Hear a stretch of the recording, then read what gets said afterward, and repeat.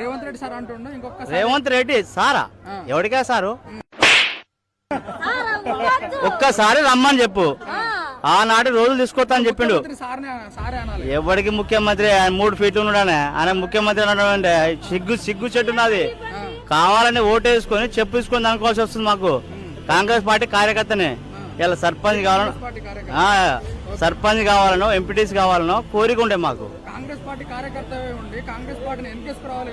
ఎందుకగా మంచి పనులు చేస్తే వీళ్ళంతా మనం మంచి వాళ్ళు అంటారు కానీ చెడ్డోని అంటారు కదే. చెడ్డోని అంటారు కానీ మంచి వాళ్ళు వీళ్ళంతా రైతులు చూడు ఆనాటి రోజు తీసుకొచ్చిండు. పార్టీకి ఇంత దిగదారిపోతుంది. ఎవరి మీద ఏం చేసుకుంటాను అనుకున్నాను కావాలని. ఇప్పుడు వర్షం వస్తుంది, ఇప్పుడు నీడ లేదు, నీడ వేసుకోవాలి కదా.